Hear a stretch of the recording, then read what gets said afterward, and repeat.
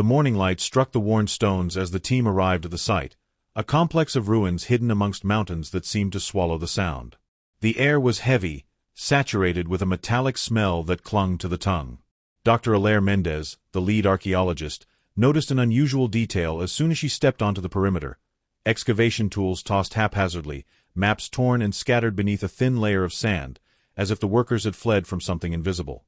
She crouched to examine an abandoned lantern, still on, its weak beam flickering over carvings etched into the walls.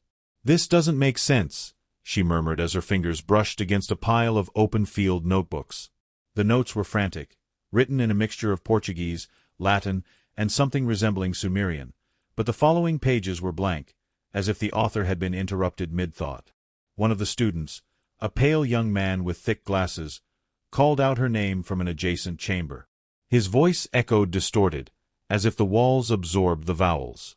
When Alaire entered, she saw what he pointed to, an intact work table with petrified food dishes and glasses of half-full water. A fly trapped in hardened ancient liquid. The most disturbing discovery came at midday, when the heat made the air tremble. They found a diary tucked beneath a stone block. Its pages were covered with drawings of creatures with too many limbs and eyes that seemed to follow whoever looked at them. The last entry, dated the previous day, simply read, "They are not dead. They are waiting." Alaire felt a shiver, even with the sun burning her back. As the afternoon wore on, the sounds of the surrounding forest faded, replaced by a low hum that seemed to emanate from the ruins themselves. The local guide, a man of few words named Henry, refused to enter one of the deepest chambers, claiming the air inside was not for breathing. When questioned, he averted his gaze and mentioned stories from his tribe about a god who slept beneath the earth and awoke when humans disturbed the past too much. Alaire nervously laughed and continued. The chamber was colder, and the walls gleamed with a viscous substance, as if the place were bleeding. In the center, there was an altar with an obsidian sculpture. Its worn but still discernible carvings showed a humanoid figure with 3 arms, each hand holding an internal organ. The floor was marked by footprints going in every direction except outward.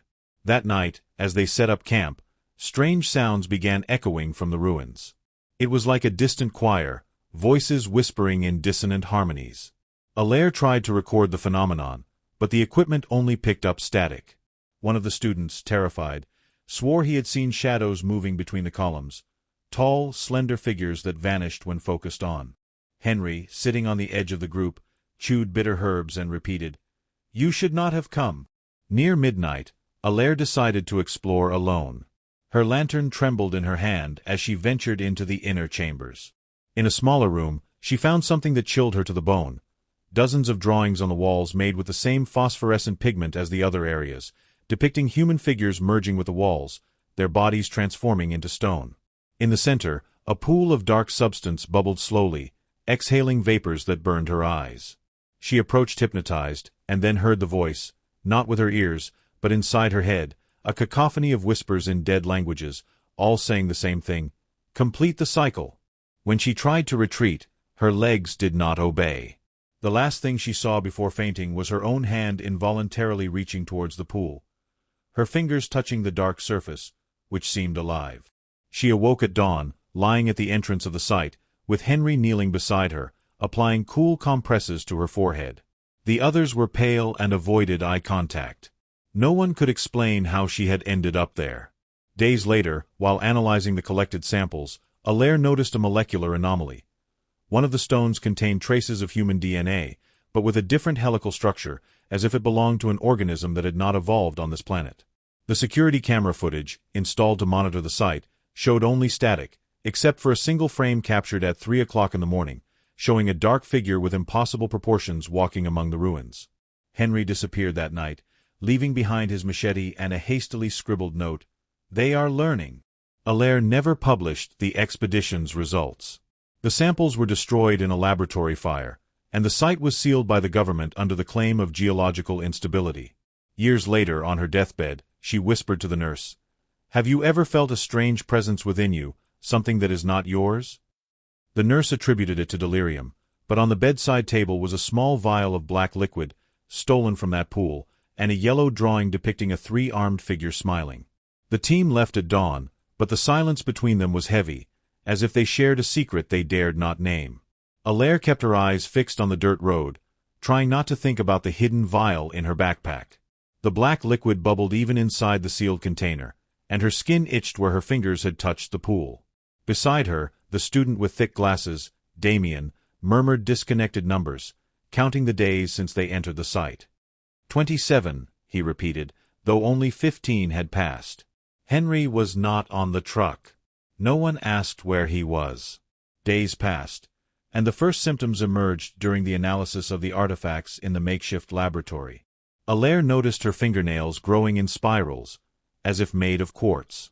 Damien vomited dark substance every morning, but insisted he was healthy. The third member of the team, a biologist named Julia, began avoiding mirrors. When Alaire confronted her, she whispered, "My face no longer looks like me." In fact, it wasn't just her face. Her hands had 6 fingers, but no one commented. The fear of confirming what was happening kept them in a morbid complicity. A week later, the government isolated the area. Men in black suits confiscated the records, claiming national interest. Alaire negotiated to keep the vial, arguing it was only contaminated water. They allowed it, but one of the agents stared at her with unblinking eyes, and she knew he too had the liquid within him. That night, Damien disappeared. They found his notebook in the hotel room, pages scribbled with equations that mixed quantum physics and Aztec mythology. The last note read, "Time is not a line. It is an organ." Julia was next. She began speaking in dead languages while sleeping, her voice echoing as if coming from a deep well. One morning, Alaire found her in the bathroom, entering a desperate frenzy to reveal a second layer of skin underneath, translucent and pulsating. "They are rewriting us," Julia groaned before collapsing. Alaire took her to the hospital, but the doctors saw nothing abnormal in the tests. When asked about the dark marks on her neck, Julia laughed and said, "It's just my vein learning to sing." Alone, Alaire returned to the abandoned site. The ruins were different. The walls had rearranged themselves, forming corridors that didn't exist before. She followed the hum, now louder, almost musical. At the obsidian altar, she found a new symbol engraved, a circle with 3 spirals, identical to the nails growing on her hands. The liquid in the vial pulsed in response. When she poured it onto the altar, the ground trembled, and voices whispered her name in unison. A figure emerged on the opposite wall, sculpted in living stone, a woman with 3 arms, each hand holding a heart. The face was hers. Alaire recoiled, but shadows enveloped her, warm and humid. She felt something tear through her back. Flesh and bone rearranged themselves. She screamed, but no sound came out. Her vision darkened, and for a moment, she saw through the eyes of the statue, through all the statues, through time. She understood then that the site was not a ruin, but a doorway. And they, the archaeologists, had been unwitting keys. Before losing consciousness, she remembered Henry's note, "They are learning." It was not humans unraveling the enigma. It was the enigmas unraveling the humans. The ground beneath Alaire was no longer solid. Her cells were dissolving into particles that danced to the hum, reorganizing themselves into patterns she recognized from the drawings on the walls. Her mind, however, remained conscious, trapped in a body that was now part of the labyrinth. She could see through the stones, feel the planet's blood pulsing in quartz veins, and in each chamber, fragments of herself were scattered, a finger here, an eye there, all connected by a network of luminous roots. The obsidian altar had become her heart, pumping the black liquid through tunnels that stretched for miles. As she transformed, she glimpsed other versions of herself. An Alaire with 3 arms carving symbols into a wall millennia ago. Another with tentacles instead of legs teaching languages to children of an extinct tribe. The morning light returned to illuminate the ruins, but now it was different. The sky seemed darker, as if the sun had been swallowed by a cloud of shadows that hovered over the site. Some of the archaeologists had vanished, others were changed, eyes gleaming, hands trembling for no apparent reason, voices murmuring in ancient tongues even when not alone. The surrounding city began to notice the symptoms. People with spiraling nails, hands with extra fingers, dreams that felt real and realities that felt like dreams. Paranoia spread like a silent virus. The government closed all doors. The ruins were forbidden, and any attempt at investigation was punished with imprisonment or disappearance. But what was within the site could not be contained. The bodies that had entered it were no longer entirely human, and something within them began to grow, to expand, to communicate. It was as if time had lost its meaning, and the past, present, and future were merely parts of a single cycle, repeating itself endlessly. And so, in the depths of the ruins, where the hum never ceased and the walls breathed, Alaire continued to exist, not as she was before, but as part of what had always been there, waiting to be discovered. And while humans wondered what they had found, the mysteries, in turn, asked, "Are you ready to be found?"